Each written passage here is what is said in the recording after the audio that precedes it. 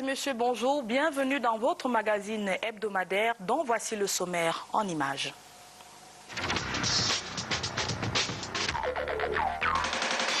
Dans un coin de mon taxi en semaine, il y avait un papa aux cheveux blancs, retraité de son état, qui avait engagé un débat sur la corruption devenue endémique au Cameroun, selon lui. Il prenait pour prétexte le scandale des indemnisations nées de Kribi du port à eau profonde. Il éprouvait de la peine à rappeler que le spectacle des arrestations était arrivé, puisque pour lui, le député Mathéo Younou de l'Océan n'a eu de cesse d'alerter. La presse avait dénoncé et le papa aux cheveux blancs, qui rentrait fraîchement du pays de l'oncle Sam via le Sénégal, s'indignait de ce mépris affiché par le politique vis-à-vis de la société civile. Au fait, c'est depuis 2011 que l'on sait qu'il y a eu confection de faux titres fonciers et que l'on sait qu'il y a des figures emblématiques qui s'étaient précipitées dans les indemnisations, dribblant au passage près de 10 milliards de francs CFA. En surface, l'immoralité de ceux qui assurent l'autorité de l'État. Dans ce faux et usage de faux, et en attendant le son de la justice, venons-en à assister au spectacle pour en comprendre les tenants et les aboutissants.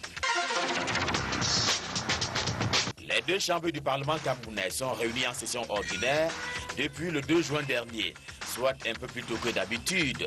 On dit que cela est favorable aux fidèles musulmans qui lorgnent le ramadan. Au local de l'Assemblée nationale, Djibril Kava-Yégué a levé le voile sur ces inquiétudes qui pèsent sur les cannes de 2016 et 2019 que le Cameroun s'en va organiser. Il redoute le phénomène de 1972. Et c'est encore lui qui présente Kameko comme un grand malade, un vœu pieux, pas plus que cela, pour le président de l'Assemblée nationale qui déteste les commissions d'enquête parlementaire. Il a préféré suggérer un audit sérieux au gouvernement camerounais.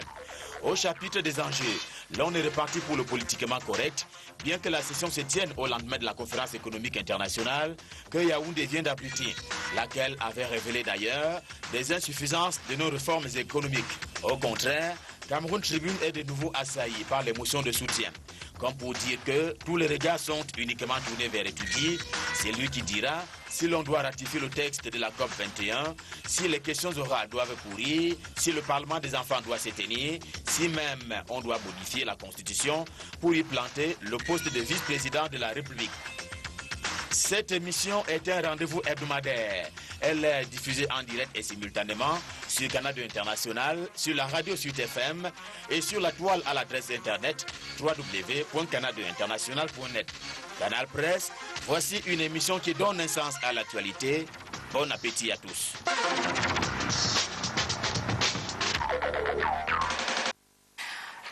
Merci Gisela Pierre et Sono pour ce sommaire et nous espérons vous retrouver la semaine prochaine. À présent, un petit tour de l'actualité avec nos invités qui sont déjà dans ce studio. Martin Younou, bonjour. Bonjour madame. Vous êtes député RDPC de l'Océan. Mohamed Ali est mort vendredi à 74 ans. C'était une icône planétaire, comme on le sait, depuis 1974 avec ce combat dit du siècle à Kinshasa. Qu'est-ce qu'il nous laisse, ce boxeur ? Mohamed Ali nous laisse déjà des valeurs, c'est-à-dire un homme de valeurs, parce que Martin Luther King disait que même si vous êtes balayeur de rue, il faudrait que vous balayiez tellement bien votre rue que lorsque vous serez mort, que les gens qui passent se souviennent de vous en tant que le meilleur balayeur de rue. Donc cette image, je la garde de Mohamed Ali parce qu'en 1974, lorsqu'il allait combattre Georges Foreman à Kinshasa, j'étais déjà ébloui parce que les posters étaient dans ma chambre et il était beau. D'abord, et c'était un monsieur de conviction parce qu'il a adhéré, il s'est converti à l'islam volontairement. Dans une Amérique chrétienne. Dans une Amérique chrétienne, voilà. Et vous voyez aujourd'hui qui est président des États-Unis, Barack Obama, qui est d'origine africaine. Et il a combattu pour la cause des Noirs, c'est-à-dire que dans ses messages, il combattait vraiment le racisme, un peu comme Martin Luther King aussi. Donc c'est des choses qui sont bien bonnes à relever parce que ça vous suit, même au-delà de votre mort. Il est regrettable qu'il ait été atteint par la maladie de Parkinson et qu'il en soit mort, mais je crois que c'est une icône, c'est une idole de la nation et même du monde. Il est planétaire, Mohamed Ali. Un hommage planétaire lui est d'ailleurs rendu. Mohamed Ali qui sera enterré vendredi prochain dans sa ville natale. Parfait, Siki. Bonjour. Bonjour. Directeur des rédactions de quotidien de l'économie. Un nouveau foyer de la grippe aviaire est déclaré au Cameroun. Après Yaoundé, c'est celui de la région de l'Ouest. À Bayanga, où une ferme a été détruite ce week-end.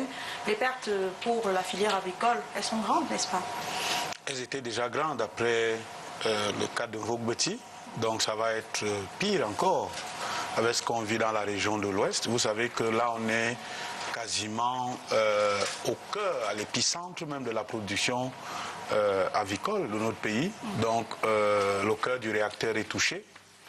Et il va falloir donc prendre des mesures très importantes de la part des pouvoirs publics. Il faut d'abord, puisque c'est une question de santé publique, parce qu'il ne faut pas qu'on perde le nord, c'est d'abord une question de santé publique. Donc il faut d'abord restreindre la propagation du virus.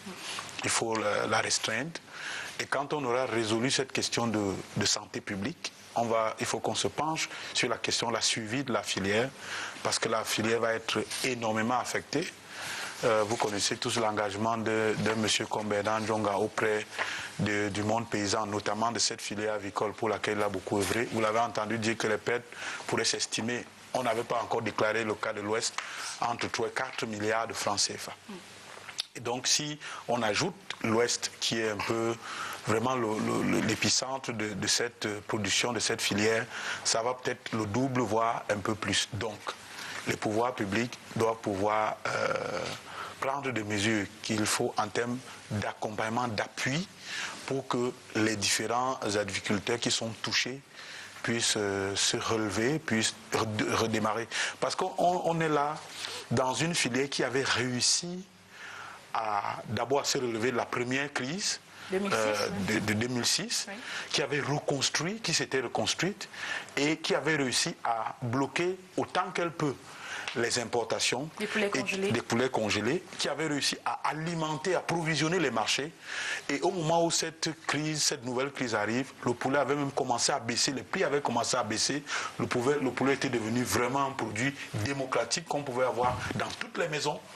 Et donc c'est un vrai choc économique que le Cameroun est en train de subir.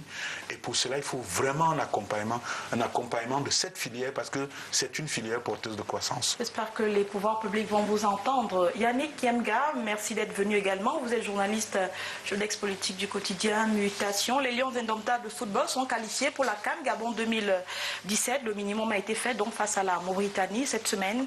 Vous avez regardé cette rencontre? La performance vous a rassuré? Bon, on va dire félicitations aux Lions indomptables qui ont pu arracher leur ticket pour Gabon 2017. J'ai regardé ce match et j'avoue qu'il n'y a pas vraiment de quoi être euphorique ou sauter au plafond, parce que c'était une confrontation entre le Cameroun qui est 58e mondial au classement FIFA et la Mauritanie qui n'est pas un photo de guerre, qui est 121e au classement FIFA, qui est d'ailleurs du reste son meilleur classement, puisque la Mauritanie a l'habitude de se retrouver autour de la 151e position. Moi j'ai noté qu'il y a de la solidité défensive, il y a de la solidarité, mais il y a encore des problèmes au niveau de l'animation offensive de notre jeu.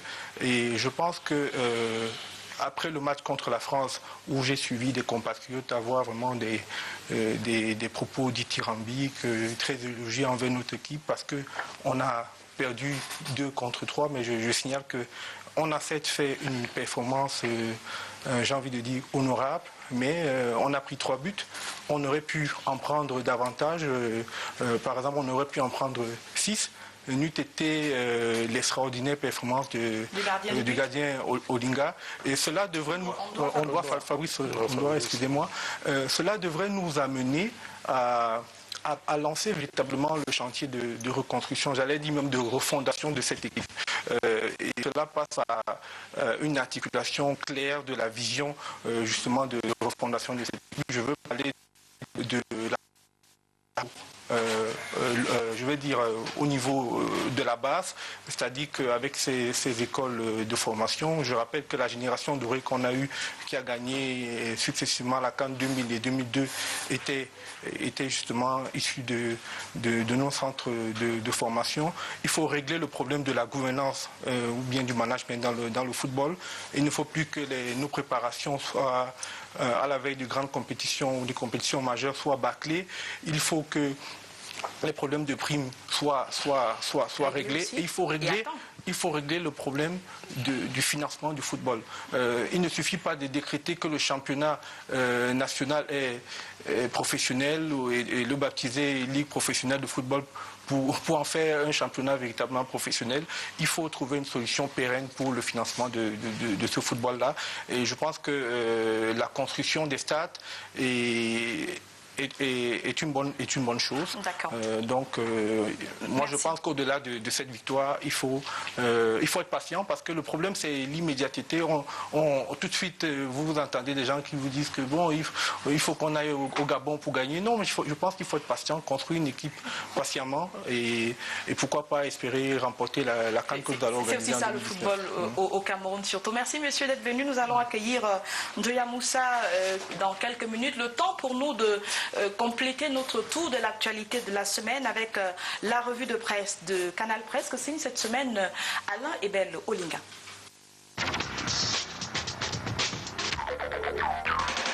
Mauritanie-Cameroun, le match qu'il fallait gagner.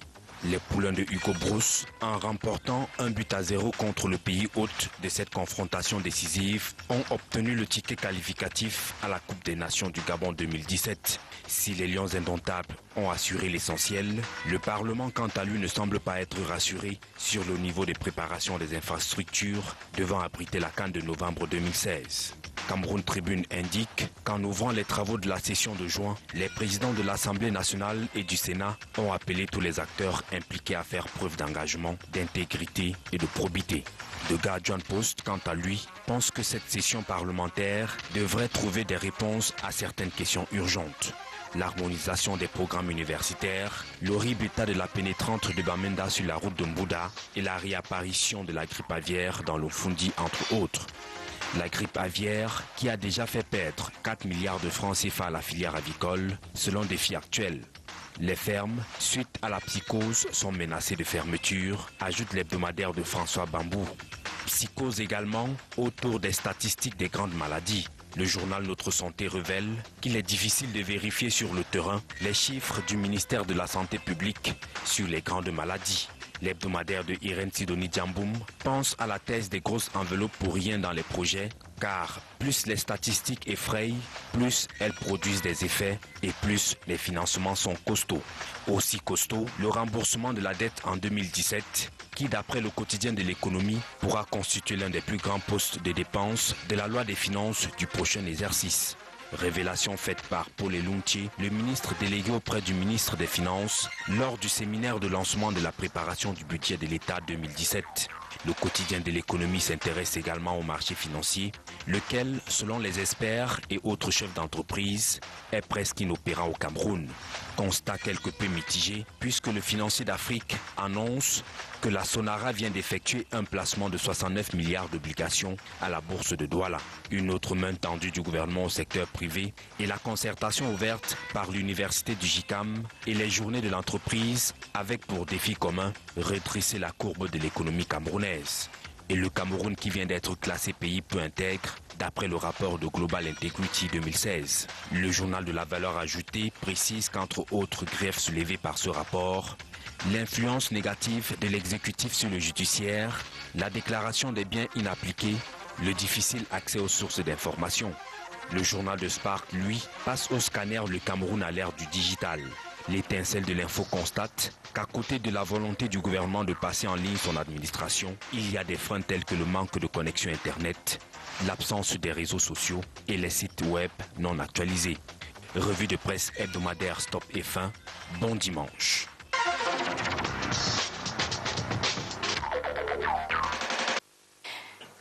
La revue de presse signée Ebel Olinga qui remplace au pied levé Harley Desbois-Ndébé à qui nous souhaitons bon rétablissement et que nous espérons retrouver la semaine prochaine. Allons tout de suite dans ce débat ce dimanche. Je rappelle que deux sujets sont au menu. Les parlementaires ont repris du service cette semaine. Que vont-ils faire pendant tout ce mois quand certains pensent que les lois qui ont marqué l'histoire du pays n'ont pas toujours été votées dans la session de juin? Et nous nous demanderons qui fait quoi dans le processus des dynamisation au Cameroun. Messieurs, si vous en convenez, commençons par la vie à l'hémicycle. Martin Yono, vous étiez jeudi dernier au Palais des Verts de Nguakile. Oui, bien sûr. Vous y avez fait quoi? Toujours présent.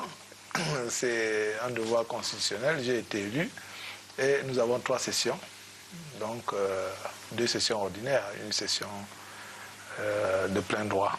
Donc j'y suis rentré après une activité très mouvementée dans ma circonscription.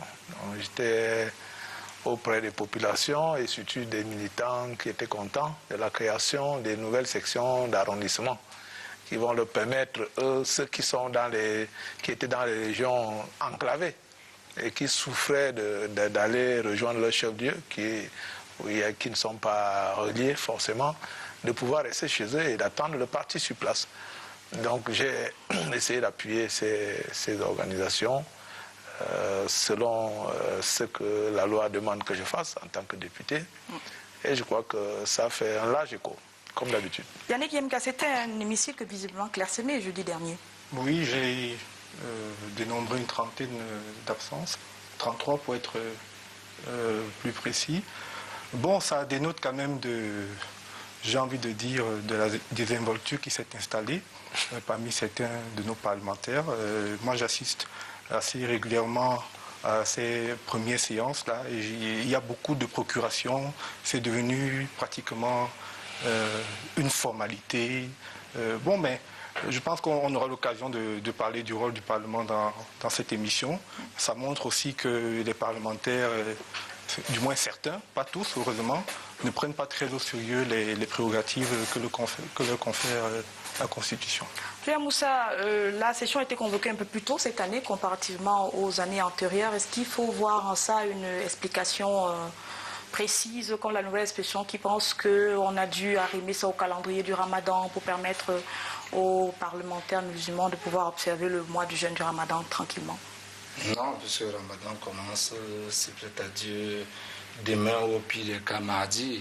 C'est même de très mauvais moment si on prend en considération cet argument-là, puisque durant pratiquement toute la session, les parlementaires musulmans seront en mois de Ramadan.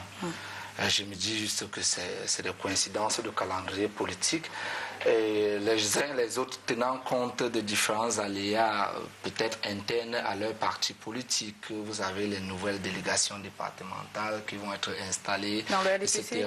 Vous avez la préparation de la CAN qui doit se tenir en novembre, etc. Peut-être. Il y a un congrès qui est annoncé en juillet. Peut-être certains étaient déjà fatigués de leurs vacances parce que les parlementaires, somme toute, ça travaille très peu au Cameroun. Après, depuis avril, là, qui se tournent les pouces, donc certains étaient peut-être fatigués de leur oisivité. Ils ont dit que tant qu'à faire, on convoque rapidement et on passe à autre chose. Donc, il ne faut pas y voir forcément un quelconque signe. Mais pour revenir à ce que disait Yannick tout à l'heure, il faut savoir que, de manière prosaïque, lorsque les parlementaires viennent à Yaoundé les premiers jours, je parle sous le contrôle de l'honorable Martin Yono, ils ont d'abord d'autres préoccupations plus quotidiennes à régler quand ils arrivent à Yaoundé. C'est tout ce qui arrive. C'est précisément ils ont des préoccupations plus préoccupantes, à savoir suivre quelques bons de commande dans les ministères, rendre visite à des familles. Et quand on en a vu certains débarquer manu militaire du Cameroun, d'un ancien ministre au ministère de l'Agriculture, qui avait carrément été chassé d'un cabinet. Donc, il faut d'abord régler tous ces problèmes-là, profiter de ce temps calme-là avant peut-être la discussion des textes de loi pour ceux qui participent. C'est pour ça que j'ai dit qu'ils ne prennent pas très au sérieux cette première séance. C'est pour ça qu'ils ne prennent pas très au sérieux, parce qu'ils ont des choses beaucoup plus sérieuses. Personnel. Et on y entre dans tout ce qui est sérieux, Martin Yono. C'est pas vrai tout ce qu'ils disent. Disons que je crois que le journaliste assis à ma droite blague. Je ne suis pas journaliste. Analyste politique. Et le journaliste en face de vous. L'analyste politique sur qui je comptais pour un meilleur éclairage commence déjà à marquer des mauvais points. Sur ce plan, parce que vous avez un député à vos côtés, vous ne vous êtes pas demandé. Moi, j'ai dans ma commission de la position et des échanges un membre qui est décédé, l'honorable Ngonji Elias, et il est dans l'extrême nord. Et vous pensez qu'une nouvelle comme celle-là a dû déjà bouleverser les autres Certains parlementaires députés étaient à son qui sont notamment ceux de l'extrême. dans sa circonscription. Ça, c'est la première chose. Et la deuxième chose, c'est qu'effectivement, nous sommes souvent habitués qu'on convoque la session du Parlement vers le 8 ou le 10 du mois. Donc vous avez été un peu surpris. On a été surpris parce que moi, par exemple, j'étais sur le terrain. Heureusement que je suis ici à côté, je ne suis pas très loin, je suis dans l'océan.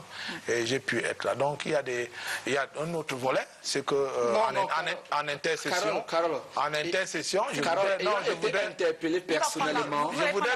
J'ai dit je vais laisser le soir matin. essayez de ne pas m'interrompre. Était ici très mal placé parce que ce n'est pas la première fois qu'on observe cette action. Je viens à vous. Yemga est témoin. À chaque fois, quelques députés se sont fait chasser du bureau de l'ancien ministre Côté. Parce qu'ils étaient allés pour leur carton et dans l'affaire Olangina, l'un des marchés querellés est celui gagné par M. Ndongo et Somba. On n'apprend rien du tout. Je crois que vous êtes un analyste des faits divers. Franchement, je dois vous le dire. Moi, je suis un député constant. Je suis constant. Je suis constant, monsieur. Je suis constant, monsieur. On va vraiment évoluer sur cette question. Je suis constant, monsieur. Vous n'êtes pas un bon analyste. Alors, je continue en disant... Je voudrais bien qu'on continue. Je continue en disant, donc, pendant les intercessions, il y a des députés qui peuvent être en mission. Et nous avons 9 commissions à l'Assemblée nationale. Je ne vais pas les énumérer ici, peut-être l'analyste ne les connaît pas. Donc, s'ils sont donc en mission, je ne suis pas l'administrateur de l'Assemblée nationale, mais il y en a qui étaient... Alors, quand vous parlez de 30 personnes qui étaient absentes, vous pouvez déjà imaginer par rapport à ces contretemps que je viens d'énumérer. Merci beaucoup. Combien de personnes peuvent être absentes. Une trentaine, donc voilà, merci. On va évoluer dans le débat. Parfait. Le président de l'Assemblée nationale est revenu sur la situation de Camerco dans son discours jeudi dernier pour souhaiter que le redressement de cette structure soit accéléré. Au-delà du discours, qu'est-ce qui est attendu des parlementaires sur pareil sujet? Je vais reprendre le député Mathieu, au moins une enquête. Oui. Une enquête parlementaire. Depuis qu'on parle de Camerco, ça fait quand même un certain temps que ce dossier donne des insomnies, y compris au président de la République. Pourquoi les députés, au lieu que le premier d'entre eux clame, comme si on lui avait fait un micro-trottoir ou un vox pop, qui décline un ensemble de problèmes qui les gênent, mais ils sont là pour agir. Moi, je dis que dans notre pays, il y a 2 types d'élus dont le pouvoir est national et qui est directement lié au peuple. C'est les députés. Si un député se met et dit, bon, il faut que le gouvernement fasse un audit, moi, ça me semble être un problème, alors qu'il a lui-même le pouvoir de mener cet audit à l'Assemblée nationale. Ça s'appelle une enquête, une commission d'enquête parlementaire. Donc, il est question que les députés prennent toute la mesure des prérogatives que la Constitution leur confère et qu'ils agissent. Que le président de l'Assemblée nationale ne soit pas un chroniqueur. Parce que ce que nous avons vu là, c'est ce que nous on écrit dans nos éditoriaux, que nous avons entendu, que ce soit sur la CAN, la préparation de la CAN féminine. Parce que quand il dit qu'il ne faut pas que le cas de 1972 se répète, mais c'est ce que nous disons, tous les jours. Nous avons écrit depuis qu'il y a des problèmes de préparation de cette CAN. Le Premier ministre est allé, il a fait le tour et il nous a dit, ça va, on sera dans les délais. Quand on entend encore le président de l'Assemblée nationale reposer ce problème en disant qu'il y a péril en la demeure, on se dit, mais il faut bien que ce soit clair, que l'opinion publique comprenne ce qui ne va pas et que chacun assume son rôle. D'accord. Yayin Yamga, est-ce que le constat de Kavaïege Djibril le dédouane de ce que l'Assemblée nationale aurait dû faire? Moi, je suis vraiment très surpris d'entendre le président de l'Assemblée nationale, c'est-à-dire que s'éveiller comme subjugué, je ne sais pas moi, 4 ans après que Camerco soit entré dans une zone de turbulence, pour venir nous parler des attentes que le Parlement fonde relativement à l'audit en cours à Camerco. Je rappelle quand même la situation de Camerco pour que tout le monde comprenne. Camerco a une flotte constituée de 5 aéronefs. Le gouvernement a pris attache avec Boeing Consulting qui a mené une étude au terme de laquelle on a appris qu'il fallait 14 aéronefs pour permettre à Cameco d'être compétitif. Alors, Cameco a une dette qui cumule à pratiquement 30 milliards de francs CFA. Et tout ça, ça ne date pas d'hier, ça ne date pas d'avant la session. Et normalement, le président de l'Assemblée nationale, qui est un vieux député, donc qui est là depuis, qui sait très bien quelles sont les prérogatives et les missions de l'Assemblée nationale. L'article 35 de la Constitution est très clair. L'Assemblée nationale contrôle l'action du gouvernement via les questions orales et écrites et via la constitution des commissions d'enquête. Et voilà. Donc, à partir de ce moment, moi, je dis qu'il y a une démission manifeste de la responsabilité du Parlement. Si vous permettez que je termine là-dessus. Oui. Et tout cela est assez symptomatique de la collusion qu'il y a entre le pouvoir exécutif et le pouvoir législatif. Parce qu'à partir du moment où vous voyez un député qui est censé contrôler l'action de l'exécutif, qui devient un obligé de cet exécutif parce qu'il va demander des marchés publics, ce à quoi faisait allusion Moussa Ndjoua, et il a raison là-dessus, vous voyez qu'il est dans une position vraiment difficile pour contrôler l'exécutif. Il y a que, au-delà de cette belle rhétorique, Kavaï Yégué-Djibril est coutumier du fait. On sait tous les déclarations qu'il a faites sur Boko Haram. Et parmi nous, on attend toujours qu'il nous montre quels sont ses ennemis intérieurs de Boko Haram. Il n'a rien dit là-dessus. Donc vraiment, ça montre très bien que il y a un agenda qui est connu. Il y a des attentes. Il y a le code sur la famille qui est attendu, le code forestier minier qui est attendu. Il y a des vrais problèmes tout à l'heure de la session. Martin Yonet, est-ce que les députés peuvent faire mieux qu'interpeller dans les cas d'espèce? Dans le cas d'espèce, dans le cadre de notre fonctionnement, les députés peuvent faire mieux qu'interpeller, mais le dispositif, il n'est pas fait de manière à ce qu'on le fasse. Parce que lorsque vous évoquez tous ces problèmes, je voudrais que vous entriez dans les minutes de la Assemblée nationale et que vous essayez de ventiler le nombre de fois que nous sommes revenus sur les questions, par exemple, de Camraï, de la Camer, de la forêt. De la forêt, ou alors juste par des discours? Pas des enquêtes parlementaires, mais des questions. Nous avons posé des questions au gouvernement et il faudrait que le gouvernement réponde. Et moi, je voudrais dire que le chef de l'exécutif, celui qui a quand même un programme politique, économique et social, c'est le chef de l'État. C'est pour ça que nous nous adressons à lui. Qui n'est pas responsable devant le Parlement. Et qui doit donc donner des orientations au niveau de l'exécutif. Mais qu'est-ce qui vous empêche de faire les enquêtes parlementaires sur cette question? C'est un peu comme les enquêtes parlementaires, c'est peut-être un peu plus facile que les lois. Parce que vous savez très bien que la Constitution prévoit que l'initiative des lois, des projets de loi viennent du Parlement et de l'exécutif, du gouvernement. Mais nous avons un dispositif tel que d'abord, quand vous voyez nos parlements, que si vous allez en France, vous voyez comme les gens, comment on fonctionne. Le député a un secrétariat parlementaire dont il peut se doter de l'expertise. Il n'y a rien ici au Cameroun, il faut le dire. Et ça, personne ne se bat pour le dire, la presse ne le dit pas. Nous n'avons... Écoutez. Mais vous êtes en train de le dire sur un plateau de télévision. Il faut donc, parce qu'il faut une expertise. Et c'est le gouvernement seul qui aujourd'hui dispose de l'expertise, parce que pour concevoir, mettre sur pied un projet de loi, monsieur, il faut beaucoup d'argent. Et si le député commence à se plaindre qu'il n'a que 8 millions pour acheter un véhicule, et qu'il ne peut même pas atteindre sa circonscription, si le député ne peut pas entretenir son véhicule, et qu'il ne peut pas avoir un cabinet parlementaire, vous devez faire une analyse objective pour vous dire que, comparativement au Parlement, même de la sous-région déjà, il y a quelque chose qui ne va pas au niveau du Parlement camerounais. Et ça, ça ne vient pas du pouvoir du député. D'accord. Je permets à Moussa de dire un mot avant vous, par Siki. Est-ce que cela dédouane les députés de ça ne dédouane pas. Ça ne dédouane pas. Des enquêtes parlementaires ou bien des choses qui sont attendues des populations et qui n'arrivent pas? Joya Moussa. Pour illustrer d'ailleurs, je suis surpris que Yannick soit encore surpris de quoi que ce soit concernant Kavaï. Vous n'êtes plus surpris. Parce que par rapport à Boko Haram, il a désigné tout au moins un coupable, qui est son ancien garde du corps, c'est lui qui est le cerveau les instruisant et qualifiant lui-même l'infraction de son garde du corps. Mais pour passer très rapidement et revenir à des choses plus sérieuses, vous savez, le problème des parlementaires au Cameroun ne date pas d'aujourd'hui. Depuis 1962, on a voté les pleins pouvoirs au profit d'Aïdjo. Le Parlement est devenu une chambre d'enregistrement. C'est pour ça qu'à partir de 65 surtout, après tout ce qui s'est passé en 64, etc., on est véritablement rentré dans un régime présidentiel, ou présidentialiste, où on a consacré l'absolutisme présidentiel.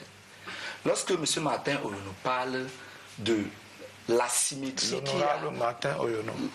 Monsieur Martin Oyono. L'honorable Sur Martin. aucun plateau en France, on appelle un... Mais au Cameroun, on a cette terminologie. Ça. Moi, je respectez les institutions. Moi, j'appelle, Je suis dis désolé. Monsieur Martin Oyono. Je ne suis pas votre collègue. Lorsqu'il parle Quand vous serez élu, vous viendrez parler de moi en tant que de monsieur. puissance qu'il y a entre le Parlement et de qualification qu'il y a entre le Parlement et le gouvernement, c'est quelque chose dont on a tablé même dans les années 74 et 84 pour dire que le gouvernement, vous aviez des médecins au gouvernement et des infirmiers et quelque chose pour qu'on soit caricatural au Parlement. Donc quand ils viennent, vous voyez même de manière dogmatique la manière avec laquelle les membres du gouvernement s'adressent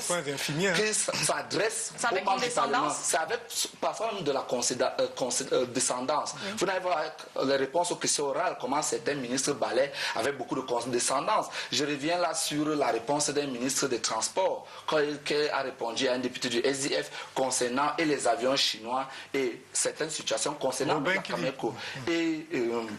Et bien d'autres questions.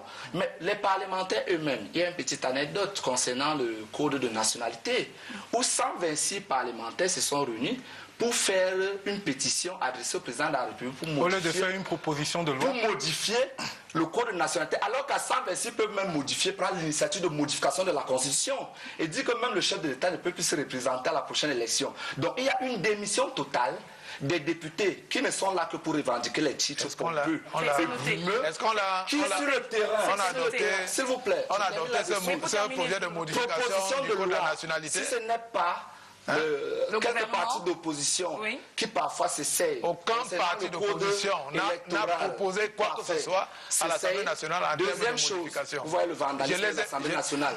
Deuxième chose, je vais vous donner la parole. S'il vous plaît. Je ne suis pas très honorable, j'ai dit honorable. Parce qu'il faut qu'on avance dans le débat. L'analyse politique a déposé.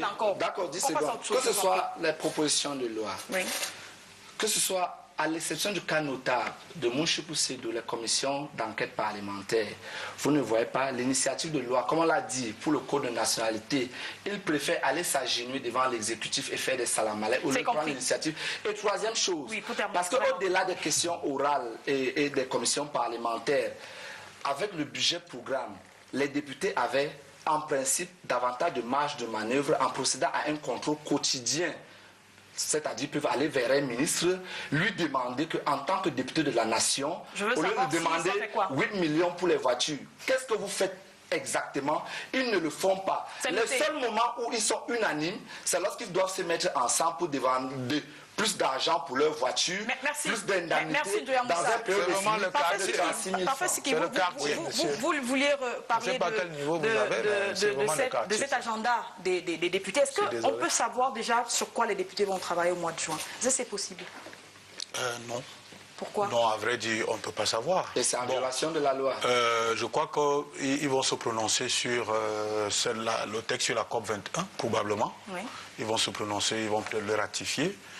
Puisque le président de la République a demandé que le gouvernement le signe.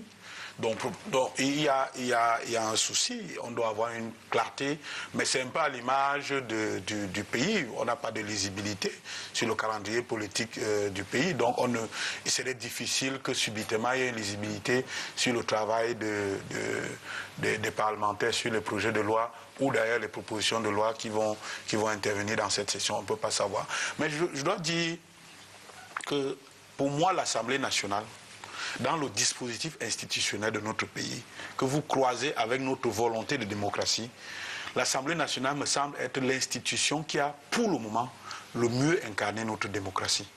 C'est l'institution où vous avez le meilleur débat, enfin le moins mauvais débat démocratique dans notre pays. Quand vous allez dans une session parlementaire, vous sentez quand même, peut-être pas la force, mais vous sentez le souffle de la démocratie. Vous voyez des députés débattre des questions, des membres du gouvernement, parfois mis en difficulté. Il y a juste un défaut avec les questions orales, c'est que vous n'avez pas la possibilité de la réplique, de la relance. Mais je vous dis, c'est à cet endroit. Moi, j'ai assisté à quand j'étais encore reporter qui dormait à l'Assemblée nationale, j'ai assisté à des sessions, des séances épiques. Quand M. Adama Moudi va empêcher l'élection de Kaba Yégué Djibril. Cette nuit-là est une nuit extraordinaire. Donc moi on va dire comme ça. Oui, moi j'ai vu ça. J'ai vu la démocratie essayer de respirer. Le problème aujourd'hui, c'est que l'Assemblée nationale est un peu bloquée. Elle a atteint une sorte de seuil d'incompétence. C'est-à-dire qu'elle ne peut plus aller au-delà. Oui, au-delà de cette énergie qu'elle s'était donnée. L'Assemblée nationale n'arrive plus à aller un peu plus au bout. Mais je dis à l'attention de l'honorable. Pour terminer. Il y a à l'Assemblée nationale des députés qui ont le courage de leurs idées.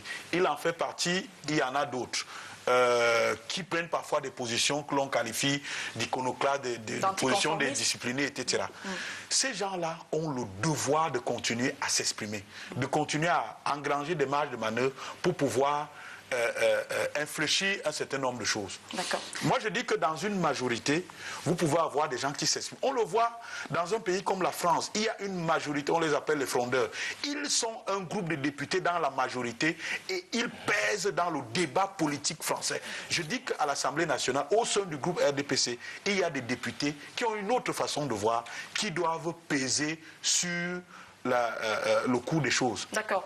Non, je voudrais juste terminer. Vraiment en 3 secondes. Parce que tout à l'heure, on disait qu'effectivement, les députés, ils se tournent un peu les pouces, oisiveté, etc. Oui. Je dois dire que c'est vrai. Parce que si on vous dit de siéger 3 mois sur 12, ça veut dire que pendant 9 mois, c'est vrai, après ils rentrent sur le terrain, ils font des comptes rendus parlementaires, etc. Ils peuvent même aller en mission et tout. Mais de façon permanente, les députés siègent 3 mois sur 12. Si vous-même vous envoyez ce signal au reste des Camerounais, ce n'est pas bon. Ça nous coûte quoi? Ils ont un hôtel à disposition. Ça coûte quoi de venir chaque mois? Ils viennent chaque mois pour 1 ou 2 semaines, qu'ils travaillent et ils rentrent. D'accord. Maintenant, je voudrais, puisqu'on a parlé du fonctionnement partisan dans les groupes parlementaires de l'Assemblée nationale, à marge de la session de mars, il vous a été demandé, dans les députés RDPC, d'être solidaires, par exemple, de l'action du gouvernement, et donc de demander des autorisations, par exemple, avant de prendre la parole dans les médias. Est-ce que vous l'avez fait? De toutes les façons, moi je suis clair et je suis logique. C'est pour ça que je suis sur votre plateau. Donc, vous n'avez pas demandé d'autorisation avant d'être là? Je n'ai pas demandé d'autorisation d'être là. Et pourquoi? Parce que je sais que je dois communiquer. Et je suis dans une logique qui suit une doctrine. Et je n'ai jamais vu nulle part où la doctrine de mon parti, qui est majoritaire, nous recommande l'inertie et nous recommande la langue de bois ou alors la démagogie. Et comme moi je suis naturellement quelqu'un d'objectif, je prends mes responsabilités. Mais il y a la discipline du parti aussi, donc il faut non, monsieur, la discipline du parti, c'est lorsque on va contre les intérêts du parti, tels qu'ils sont prescrits. Les intérêts qui sont dits sont dans les textes de base de notre parti, et je prends quiconque au dépourvu de pouvoir me prouver que lorsqu'il prend les textes de base du RDPC, tout ce qui est modernisation, liberté, tout ce qui est rigueur, moralisation, n'est pas invoqué dans nos textes, au texte. Donc je ne peux pas aller à l'encontre, parce que ceux qui invoquent cette discipline, en se basant, en voulant protéger certains intérêts égoïstes, ou alors des forces d'inertie, moi je suis contre eux. Et vous savez que le risque de ne pas être investi en 2018. C'est pas mon problème, monsieur. Madame, moi je suis investi, j'ai été investi en 2007. N'est-ce pas? D'abord, je suis passé par les primaires. Et quand on dit primaire, c'est pas le parti. Vous faites campagne auprès des électeurs. Et après l'investiture, vous êtes donc, après les primaires, vous êtes investi. Donc, j'ai un programme que je suis. Et maintenant, en 2013, je devais passer aux investitures. J'ai posé ma candidature avec ma colistière. Et il a semblé inopportun pour certains que je revienne à l'Assemblée parce qu'effectivement je dérangeais par mes questions qui étaient assez très élevées pour leur niveau peut-être et qui causaient des problèmes à l'exécution de leur mission. Et ça s'est fait de façon concertée pour me bloquer la route. Mais malheureusement, moi, ils n'ont pas été très comment on appelle, très astucieux, parce que ce qui les a bloqués, c'est parce qu'ils n'ont pas pu bien lire le code électoral. Et mes listes adverses, je les ai déboutées parce que moi, j'avais voté le code électoral et c'est comme ça que les listes sont parties. Donc maintenant, sur un autre plan, ce que je veux dire, et à l'endroit de l'analyse politique, essayer de suivre les réseaux de l'Assemblée nationale. Moi, je fais partie du réseau du REPA, le réseau des parlementaires pour la gestion et la gouvernance forestière dans le bassin du Congo. Et c'est à partir de là que nous nous sommes intéressés au problème des forêts et des mines, puisque nous avons trouvé que les mines, les titres forestiers se superposent avec les titres miniers. Et nous avons fait des descentes sur le terrain, vous avez dû les voir. Donc nous avons suscité les avant-projets de loi sur le code minier, sur le code forestier et sur la loi foncière. C'est ces trois avant-projets de loi qui sont très importants, que les députés attendent sur leur table. Et ça fait 3 ans et plus que le gouvernement n'arrive pas à les envoyer. Est-ce que c'est la faute des députés? Si on ne, peut-être pas, depuis peut-être 2 ou 3 ans, nous demandons que ces projets de loi soient déposés à l'Assemblée nationale, est-ce que c'est notre faute? Parce que prenez l'exemple du dernier forum sur les investissements. Oui, pour sortir. Vraiment, oui. Quand un député vous dit que on ne peut pas valablement investir, parce que si on n'a pas une loi foncière qui peut prévoir un plan d'aménagement général du territoire, comment est-ce que vous allez faire? Il faudrait que l'État puisse investir de façon ordonnée et de façon programmée. Merci, là où il faut le faire. Merci. On continue dans le débat avec vous, Yannick Yemga. On a parlé tout à l'heure de ce projet qui pourrait arriver sur la table des députés concernant la COP 21 avec bien d'autres sujets. Est-ce qu'il y a des chances que le Parlement puisse revoir ces accords-là? C'est possible? Avant de répondre à votre question, permettez-moi de placer un mot sur ce que l'honorable Matteo nous vient de dire, puisque l'honorable veut bien qu'on l'appelle honorable. Moi, je n'ai pas de problème. Merci. Voilà. Alors, il y a dans ces propos comme une résignation. C'est-à-dire que... Comment ça? Si, une résignation des députés. Ils ont suscité un avant-projet de loi sur le code minier et forestier. D'accord. C'est bien beau, c'est le gouvernement. Mais il y a le code de la famille aussi qui est dans les tiroirs depuis. Moi, je dis, quand on lit la Constitution est très claire. L'initiative des lois appartient concurremment au Parlement et à l'exécutif. Mais qu'est-ce qu'ils doivent faire? Ça veut dire quoi? C'est-à-dire que quand le législateur, c'est-à-dire quand vous les députés, vous avez voté en votre âme et conscience cette disposition-là, ça voulait dire que si le gouvernement est défaillant, c'est-à-dire si l'exécutif est défaillant, le Parlement doit jouer son rôle de législateur. Si vous voulez, de source de la législation. Or, il se trouve que les députés, mais moi je comprends le député Martin Huneau, qui est dans un parti, j'ai envie de dire, militarisé, où dès que vous levez la tête, on vous la coupe. Et on voit bien qu'en marge de la dernière session, vous l'avez évoqué tout à l'heure, on a sorti les baïonnettes et les bâillons. C'est-à-dire que pour museler les députés. Maintenant, pour répondre à votre question, parce qu'il y a un lien direct entre les deux, oui. Est-ce qu'il y a une chance que l'accord de Paris soit réexaminé? Moi, je dis qu'il n'y a aucune chance. D'abord, parce qu'il n'y a aucune chance, parce qu'on n'a jamais vu, comme c'est le cas en France actuellement pour la loi du travail, des députés de la majorité, je veux dire du RDPC, aller à l'encontre des desseins du gouvernement. Et puis, ça dit comme le président a déjà dit, voilà, ça va passer comme une lettre à la poste. C'est clair que ça va passer comme une lettre à la poste. Mais je voulais terminer par quelque chose de très important. On voudrait savoir pourquoi il faut refuser cet accord. En 15 secondes. Oui, je réponds.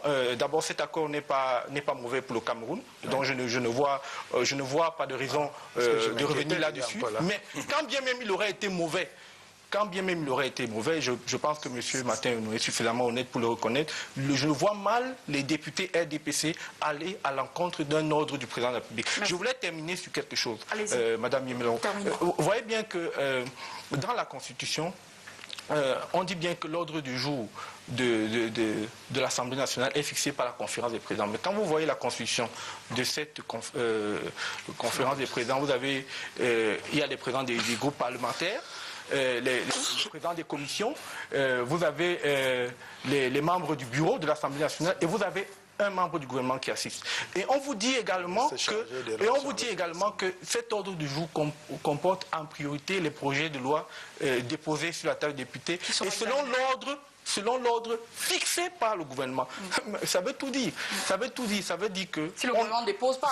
Ça veut dire qu'en réalité, celui qui a le vrai agenda d'une session parlementaire, c'est l'exécutif. Et c'est très dangereux parce que dans une démocratie, au sens de Montesquieu, de la séparation des pouvoirs, il faut que le pouvoir puisse arrêter le pouvoir. À partir du moment où le Parlement devient le prolongement du pouvoir exécutif... Vous comprenez que c'est simple. Joya Moussa, un mot et puis je reviens à vous, Maton Yono, s'il vous plaît. Joya Moussa, il se dit aussi que ce projet portant modification de la Constitution pourrait arriver à l'Assemblée nationale, finalement ce mois de juin. Oui, on en a parlé en début d'année. Vous savez, ce qu'il y a de plus intéressant dans le dispositif qu'a décrit Yannick tout à l'heure, c'est que le membre du gouvernement, qui est le ministre chargé des relations avec les assemblées, est un ministre délégué à la présidence. Donc, c'est-à-dire qu'il est là que l'émanation du pouvoir du président de la République. Donc, ça veut dire qu'en fait, celui qui définit, in fine, ce qui se passe à l'Assemblée ainsi que l'ordre du jour, c'est le président de la République. Il a déjà dit. Il a déjà dit. Donc, pour revenir à la modification constitutionnelle, il y a des bruits. Moi, personnellement, je me suis toujours demandé qu'est-ce que gagnerait le président Paul Biya à modifier, à raccourcir son mandat, à anticiper les élections. Tous les calculs politiques ne lui donnent aucune raison fondamentale de le faire. Sauf si on installe les populations là comme cela, pour parler un peu comme Georges Alain Bomo, dans une transe collective, pour habiter les esprits par des choses des plus inutiles. Comme cela, les uns et les autres, vous savez, c'est très difficile de bagarrer avec, vous connaissez les moulins avant de Don Quichotte, etc. Les Kawalais consorts vont se poumonner dans les Évangiles noirs pour dire qu'on modifie pas la Constitution. Pendant ce temps, des questions fondamentales, ce qui engage la gestion de la société, la santé, l'eau, l'électricité, le transport, la voirie urbaine à quelques mois de la Cannes sont élagués et on installe les gens comme ça dans une transe collective et à chaque fois on vous dit il y a deux manières d'occuper les esprits au Cameroun. Les deux manières et puis on va passer. Le remaniement, les possibles remaniements ministériels et la révision constitutionnelle. Donc, il y a aussi les arrestations spectaculaires. Les arrestations spectaculaires. Donc, on habite les gens avec ces trois mirages-là. On continue à zombifier la population et pendant ce temps, rien de fondamental. C'est compris, parfait, Sidi. Oui, je voulais dire que, bon, il y a les mots de Moussa pour décrire la situation, mais il y a également un fait. C'est qu'on ne peut pas faire l'économie d'un débat sur ce qui est l'année 2018. Il ne faut pas faire l'économie d'un débat sur le calendrier politique de l'année 2018 qui est extrêmement chargé. Y compris pour les députés, pour les sénateurs, pour les conseillers municipaux, pour le président. La loi permet au président de décaler, comme il a fait avec les municipaux. C'est pour ça qu'il ne peut le faire. Moussa, c'est pour ça que... Mais il faudra modifier la Constitution. C'est ça que tu as modifié. À l'état actuel de la Constitution, c'est pas possible. L'élection des conseillers municipaux, il peut proroger le mandat des conseillers municipaux et des députés jusqu'en 2019 et faire l'élection présidentielle en 2018 pour tenir même justement tout ça. C'est pour ça que je disais qu'on peut avoir cette discussion. Oui. Parce que je ne suis pas d'accord avec votre zombification du peuple et tout. Non, franchement. C'est des débats. Oui, c'est des débats qui doivent avoir lieu. Parce que ce ne sont pas des débats abstraits. 2018, ce n'est même pas que le calendrier politique, il y a un calendrier sportif. Parce que la CAN qui a lieu en 2019, là, en fait, elle se termine, la préparation s'achève en 2018. Et donc, est-ce que le Cameroun que vous connaissez, vous et moi, peut faire 4 élections nationales et puis préparer la Coupe d'Afrique des Nations? On est déjà incapable de faire 2 autoroutes au même moment. Donc, il faut savoir si on peut le faire. Pensez-vous, en tant que député, à poser ce problème à l'Assemblée nationale? Je ne commande pas les commentaires. Ça, mais d'accord. Comme je peux déjà dire, donc ce que je sais, c'est que les projets de loi qui seront déposés sur la table, j'ai inventorié un certain nombre que je pense être prioritaires. Lesquels? Pourquoi? Parce que j'ai mais je vous ai parlé de d'accord, oui, vous avez parlé tout à l'heure. Priorité pour vous, parce que... J'ai parlé du foncier, j'ai parlé du minier et j'ai parlé du forestier. Oui, et le code électoral, il n'est pas prioritaire. Le code électoral, il n'est pas prioritaire pour moi. Alors qu'on a l'agenda politique. Et donc, sur la loi, c'est justement parce que ce que je veux dire, chez nous, en Béti, on dit qu'on ne doit pas lire la lettre dans l'enveloppe. Bon, parce que vous êtes en train de faire la préjudication, là. Non. Nous, on analyse les faits. Pour ma part, je ne sais pas où, à quel niveau, je ne sais pas où se trouve le projet de loi de modification de la Constitution pour anticiper l'élection. Mais vous donc devez le savoir, non? Je ne peux pas le savoir. Et le code électoral, le SDF en a parlé dans l'hémicycle. Par contre, vous étiez peut-être en balade dans le désert, en train d'élever, et j'aimerais vous voir un peu à côté de vos populations qui sont confrontées au Boko Haram. Vous êtes trop bien habités, vous êtes trop bien habillés pour aller même souffrir avec ces populations. Donc nous, on est avec nos populations. Je suis d'une zone très forestière, donc pour aller même chez moi, je dois prendre un car, aller à pied parfois pour atteindre mon village. Je voudrais donc dire que voilà les priorités. Moi, pour ma part, je me suis prononcé. Surtout ce qui concerne le député ou la République. Je me prononce. Et je me suis prononcé lorsqu'il y a eu les vagues d'appel à candidature et autres. Je me suis étonné. Et sur le plateau de télévision et dans la presse écrite, pour demander que, mais on m'a fait voter une loi modifiant la Constitution en 2008. Bon, et elle donnait l'avantage à mon président d'être là pour 7 ans. Pourquoi est-ce qu'on voudrait me demander maintenant de raccourcir le mandat? Je l'ai dit. Donc c'est pour ça que, et sur un autre plan, parce que franchement, essayez d'être assez objectif dans vos analyses. Moi, pour mieux contrôler l'action gouvernementale par rapport au projet du BIP sur le terrain, les députés ont bagarré parce que les commissions de passation de marché étaient gérées par l'autorité administrative, les commissions de contrôle par l'autorité administrative. Donc, ce que nous avons constaté comme défaillance a fait qu'en 2008, pour la première fois au Cameroun, les comités de suivi participatif ont été créés. Et ils sont coiffés par les députés au niveau national et départemental et régional. Et ce travail-là, nous le faisons. Moi, je pense que pour autant, les marchés, moi, dans mon département, si vous allez dans les livres du Parlement ou bien du ministère de l'économie et des finances, vous allez trouver que le département de l'Océan, dans la région du Sud, a été toujours le département le plus qui a toujours reçu les plus grandes performances, qui fait sanctionner les entreprises véreuses qui sont sur le terrain. Peut-être que ce n'est pas assez, mais on continue. Merci, et maintenant, le taux, non, écoutez, non, il faut qu'on termine parce qu'on va pas rester cristallisé sur cette question. Laissez-moi la parole. Oui. Parce que le taux d'exécution actuel, il n'est pas du fait des députés, il est du fait de l'incapacité du gouvernement à est-ce que vous dénoncez? Mais je suis en train de le faire là. L'incapacité de pouvoir implémenter le budget programme. Hein, monsieur Siki, vous le savez, que c'est ça. C'est ça qui cause problème. Le mauvais choix des prestataires. Les crédits d'exécution des marchés. Nous, on est là pour attendre que on sélectionne les bonnes entreprises. Le ministère des marchés publics aussi doit s'impliquer. Si on dénonce la corruption au niveau des marchés publics, comment est-ce que vous pensez que les projets seront bien Merci, voilà Martin. Alors, on va sortir de cette question. Parfait, c'est que je commence par vous. Quelles sont les questions que vous aimeriez voir inscrites à l'ordre du jour de cette session parlementaire, peut-être attendues dans les questions orales ou alors dans les différentes interpellations des membres du gouvernement?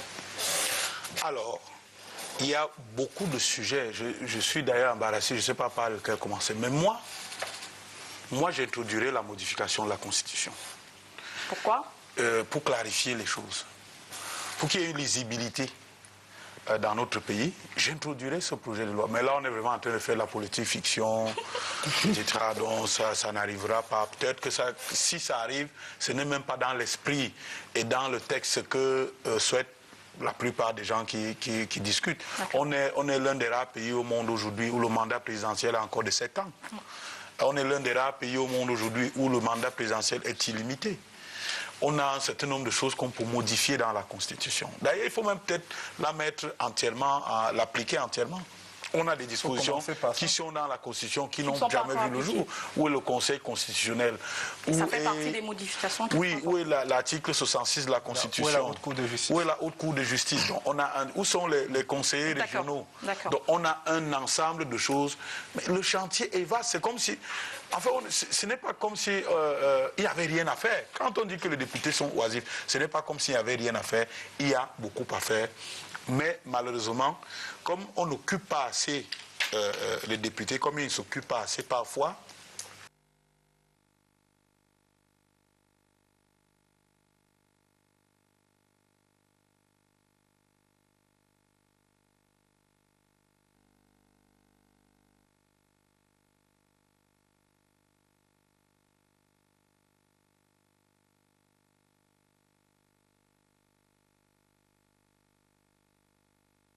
pour nous quand on entend ça. Merci.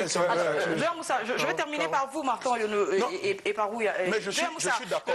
Le bilan de la saison de mars prochain, dernier, s'il vous plaît, parfait City. On va évoluer. Le bilan de la session de mars dernier faisait état de 6 projets de loi adoptés. Est-ce qu'on peut mieux faire en juin? Oui, on peut mieux faire en juin, surtout que nous avons d'abord les problèmes d'ordre sécuritaire. En plus de ce qu'on observe avec Boko Haram, vous avez maintenant un nouveau front qui est en train de s'ouvrir à partir de Indelao parce que vous savez que les National Delta Avengers sont en train de monter d'un cran dans les conflits et on est en train d'observer des mouvements de population assez importants. Donc ce qu'on a vu avec Boko Haram au nord, on risque de connaître ce point avec le front de l'Est qui est encore en train de s'ouvrir du fait du blocage. Donc il faut adresser les questions sécuritaires. Les questions sécuritaires. D'accord. Deuxième chose, il y a le problème du management des sociétés publiques dont on se plaint de plus en plus et sur lesquels il faudrait revoir la loi de 19 sur les sociétés publiques et la question de l'endettement. Vous avez vu le FMI, la Banque mondiale, tout le monde dit que le Cameroun s'endette trop. On s'endette pour faire quoi avec cet argent? Il y a une commission nationale de la dette, mais cette commission-là devrait être fondamentalement encadrée, structurée par les parlementaires. Et il faudrait que les parlementaires prennent à bras le corps cette question-là. Et pour terminer là-dessus, il y a 2 problèmes fondamentaux en économie aujourd'hui, celui de l'adaptation de l'économie. D'abord, aux questions de la baisse drastique des coûts des matières premières, le pétrole et le gaz s'entend. Et deuxièmement, l'entrée en vigueur de l'accord de partenariat économique. Il faudrait que les parlementaires aménagent le cadre juridique par rapport à tout cela et qu'ils puissent encourager davantage le climat, améliorer davantage le climat des affaires, surtout sorti de la conférence des investisseurs. Yaline Yemga, vous attendez quoi? Honnêtement, je n'en attends pas grand-chose. On dit rêver, puisqu'on nous interdit de faire la politique fiction. Mais bon, je vais quand même en faire. un peu de politique fiction. Moi, je suis d'avis qu'il faut revoir la Constitution. D'ailleurs, je l'ai dit sur un précédent plateau ici. Il faut revoir la Constitution parce qu'il s'agit de la loi fondamentale. Il y a un certain nombre de choses qui, de mon point de vue, ne vont pas dans le sens de l'idéal démocratique vers lequel nous aspirons.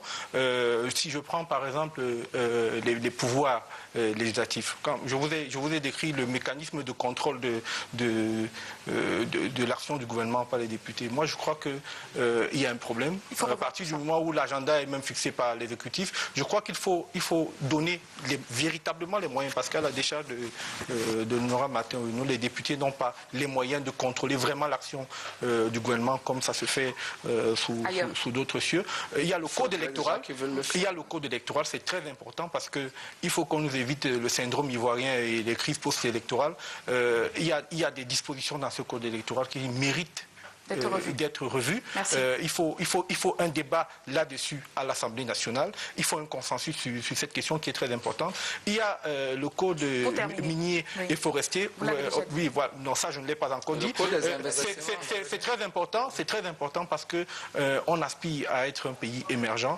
Il faut aménager vraiment un cadre normatif pour que les investisseurs se sentent en sécurité. Bon, quand on a fini de dire ça, j'ai envie de dire que ce sont des vœux pieux parce que on se retrouvera pour faire l'évaluation de la session. Martin Oyono, est-ce que peut-être vous allez poursuivre votre offrande à propos de ces frais d'entretien des véhicules? Je ne crois pas que ce soit ma priorité, monsieur. Les députés? C'est une question de statut d'abord, parce que si vous êtes à la Cour, et vous êtes membre de la Cour suprême, vous avez un statut. Ça se passe aux États-Unis, ça se passe en France, ça se passe en Grande-Bretagne. Si vous êtes membre du Parlement, vous avez un statut, ça se passe partout. Donc ça, c'est des petits débats. Parce que moi, il faut regarder mon statut lorsque j'entre à l'Assemblée nationale, ce n'est pas un statut d'aller commander des véhicules. Je ne peux pas acheter un véhicule à 8 millions. Mais sur le minimum pour travailler. Et j'ai au moins 4 véhicules que j'ai acquis au début de mon mandat en 2007, des véhicules que j'ai mis à la disposition du contrôle des marchés. On ne m'a jamais remboursé un véhicule, c'était 4x4. Une Mercedes était remboursée parce que les et sur le plan de la gouvernance, ayant accepté d'être président d'un comité de suivi des marchés, je mets quiconque à défi, aller dans tous les services des marchés. Je n'ai jamais bénéficié d'un carton ou bien un cadre neuf ou quoi que ce soit. Je ne me suis jamais présenté devant un ministre pour lui demander de me donner un bon d'essence, parce que c'est un engagement que j'ai pris de façon morale et par rapport à mes électeurs. Donc la priorité pour moi aujourd'hui, M. Parfait Siki, c'est la lutte contre la corruption. Parce qu'il faut déjà avoir ce que nous avons, il faut déjà le protéger. Mais lorsque vous voyez les sommes qui sont dispersées, qui sont distraites, c'est une question d'intérêt national. Oui, mais moi je dis toujours, de tous les cartels qui peuvent exister dans ce pays, le plus dangereux c'est celui des politiques. Je suis en train de parler, monsieur. Je dis la lutte contre la corruption. Contrairement à certains, nous avons, je suis parlementaire, nous avons je continue à donner la parole à l'avantage. En 20 secondes, c'est terminé parce qu'on va savoir autre chose. C'est que j'ai des documents. Oui. En 2010, la CONAC nous a interpellés. Et nous sommes allés bâtir la stratégie nationale de lutte contre la corruption. Vous comprenez? Donc, dans cette stratégie, nous avons le pilier législatif. Qu'est-ce qui a été demandé là-dedans? Je m'en préoccupe. Au fur et à mesure, je ne peux pas aller travailler et puis je vais dormir chez moi. C'est bien noté. Et quand vous me voyez dénoncer, je crois qu'on va attaquer ce problème. On en arrive tout de suite et vous permettez qu'on y arrive. J'ai la suite dans les idées. Mais merci beaucoup. Je permets qu'on y arrive parce que je voudrais qu'on marque une pause avec les candidats du baccalauréat qui étaient face aux examens cette semaine. 104 692 candidats exactement qui viennent d'affronter dans les épreuves écrites sur toute l'étendue du territoire national. Parmi eux, 3194 candidats de la région de l'Est, dilués dans les réfugiés centrafricains et des Pygmées. Le bac dans la région de l'Est et ses particularités, c'est le reportage de la semaine que signent Arnaud Gueffak et André Maringia.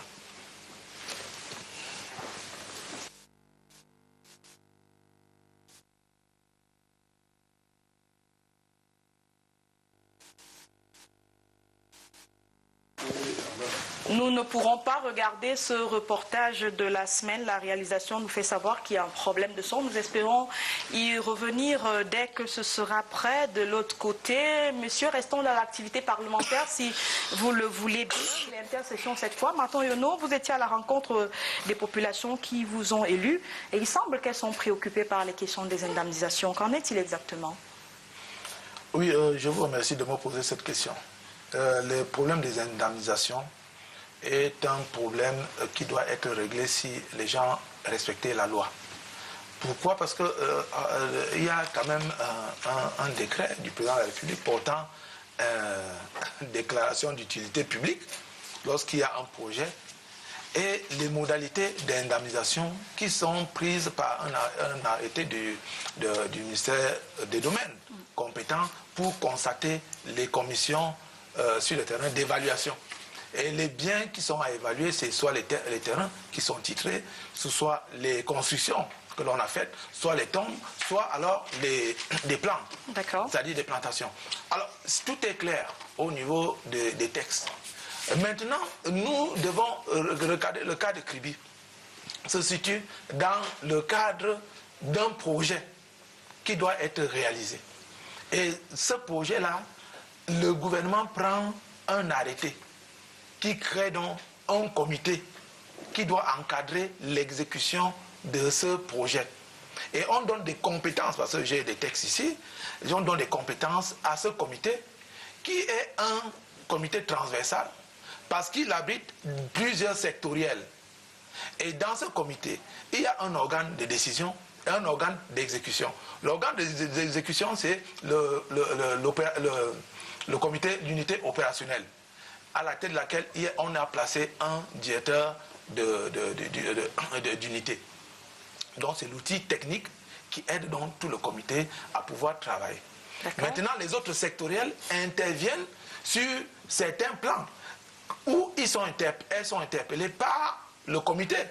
C'est-à-dire le ministère de l'Agriculture, est-ce que vous pouvez nous fournir tels éléments qui peuvent bâtir la sectorielle telle, et le ministère des Affaires foncières, c'est vous qui êtes compétent. Mais précisément, qu'est-ce que les populations revendiquent dans le cas de ce que vous venez de citer précisément? Ce que les populations revendiquent, c'est que certaines populations légitimes, jusqu'à l'heure actuelle, ne sont pas entrées dans leurs droits, effectivement, parce que lors du processus d'indemnisation, il s'est avéré qu'on a découvert des grossièretés qui ont amené le gouvernement à reformer le décret. C'est-à-dire, il y a des personnes qui n'étaient pas censées bénéficier d'un certain nombre de droits, mais qui ont hérité de ces droits. Et comme je voulais le dire tout à l'heure, parce que le dossier technique, je l'ai là. On va évoluer dans la discussion, oui, parce que vous n'allez pas rester longtemps à l'antenne tout seul. Oui, parce que on a noté le quand problème. je parlais des plans, le problème, c'est ça. Je disais à l'article 5 de la commission constatant la commission de constatation, le ministre du Domaine dit le présent arrêté qui suspend toute transaction immobilière et délivrance de permis de bâtir sur les terrains concernés sera enregistré et communiqué partout où besoin sera. C'est bien compris. Voilà. Je voudrais qu'on évolue sur cette question. Yannick Diemga, je viens à vous par ces auditions de certains ministres qui ont été annoncées en début de semaine. Elles ont eu lieu ou pas? Honnêtement, je ne saurais vous répondre puisqu'il y a des auditions qui se font déjà dans les cabinets du ministre de la Justice. Mais moi, je voudrais vraiment parler des textes. D'abord, il faut qu'on sache c'est quoi une expropriation pour cause d'utilité publique. Au sens de la loi, c'est une opération administrative par laquelle l'État oblige un particulier à lui céder son immeuble. Et les immeubles, ça peut être des plantes, etc. Des terrains nus, voilà. Moyennant, pour cause d'utilité publique, moyennant une juste et préalable compensation. Ça veut dire quoi? Ça veut dire que l'évaluation qui est faite par la commission de constat et d'évaluation sur le terrain, qui est au niveau départemental et présidé par le préfet et au niveau régional par le gouverneur, doit être conforme à la réalité. Ça veut dire aussi que l'indemnisation doit être préalable à la réalisation de l'opération qui est objet d'expropriation pour cause d'utilité publique. Or, qu'est-ce qui se passe? Il se passe que non seulement les populations, c'est-à-dire ne sont pas indemnisées avant la réalisation de l'opération, mais en plus, il y a souvent soit une sous-évaluation de ces biens, soit une surévaluation de ces biens. La conséquence est que les populations qui se sentent dupées investissent souvent les sites pour empêcher la réalisation de ces opérations-là. Mais moi, je voudrais dire quelque chose quand même qui est très grave, parce que là, tout à l'heure, le député a lu un arrêté du ministre des Domaines. On a vu dans ce pays des préfets prendre en violation de cette loi. Je rappelle que c'est l'ordonnance de 1974, du 6 juillet 1974, qui est modifiée et complétée par, je crois, la loi du 4 juillet 1985 et le décret du 10 85, maintenant le décret d'application du 10 décembre 87.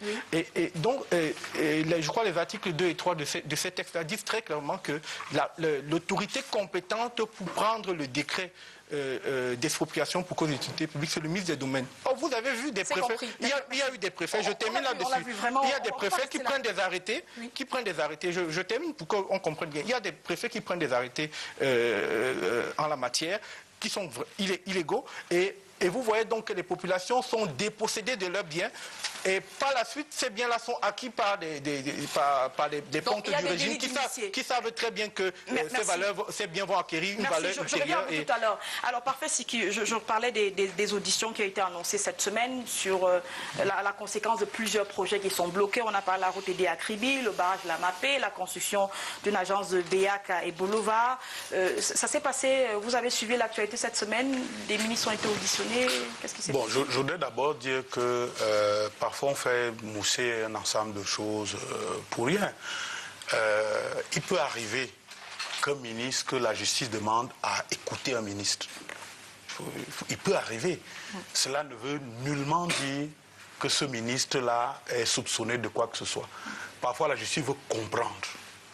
Et un ministre peut expliquer à la justice un ensemble de choses. Ça, c'est la première chose. La deuxième, c'est que, on a tous vu une longue liste de ministres qui devaient être auditionnés par le TCS.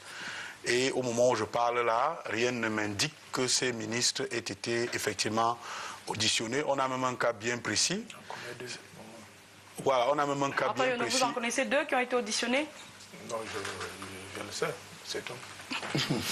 Donc moi je ne sais pas, où ils ont été auditionnés. S'ils l'ont été, peut-être que comme l'honorable le sait, c'était dans des lieux tenus bien secrets parce qu'on était aux aguets, on a bien regardé. Moi je me rappelle par exemple que pendant qu'on l'annonçait en audition à Yaoundé, le ministre de l'économie était au JICAM à Douala en train de faire des exposés sur la situation économique du Cameroun. Donc je peux clairement dire que on a un peu fait mousser une affaire, mais le problème est réel. Mais le problème des indemnisations, c'est un problème qui est réel. Mais l'honorable disait tout à l'heure que c'est un problème simple quand on respecte la loi. Mais c'est également un problème simple quand on veut établir les responsabilités. On regarde qui devait faire quoi et n'a pas fait quoi. Justement, qui a violé une ou deux choses. Venons-en à qui devait faire quoi. Je commence par vous, Njoya Moussa. Quand vous regardez ce processus des indemnisations, ça commence où pour s'arrêter où? D'abord, le processus des indemnisations, il faut savoir qu'on doit d'abord identifier un projet. Lorsque on décide que le chef d'État décide peut-être on va construire le port en eau profonde à Kribi. Là maintenant on voit qui sont ceux qui sont concernés par cette question. Du fait des nouvelles conventions internationales auxquelles le Cameroun a adhéré, il y a d'abord ce qu'on appelle l'étude d'impact environnemental. Et c'est même au cours de celle-ci que concomitamment, conformément à la loi de 85 et 87 dont on parlait tout à l'heure, qui a été modifiée, complétée en 2005, on constitue une commission d'enquête. La commission d'enquête descend et est chargée de répertorier l'ensemble de ceux qui vont subir des conséquences à divers titres au cours de ces travaux. Notamment une commission de constat et évaluation. Et ça c'est la commission d'enquête, c'est une commission de constat et évaluation qui est présidée par le préfet et je préfère qu'il termine, je vous en prie. Je préfère qu'il termine. Vous allez cette commission d'enquête là va voir, il y a 2 d'évaluation, qui va évaluer ceux qui vont perdre leur culture et ceux qui vont perdre leurs immeubles et bien mis en valeur d'une quelconque manière. Lorsqu'on a établi, on élabore une liste qu'on doit porter à l'attention des populations.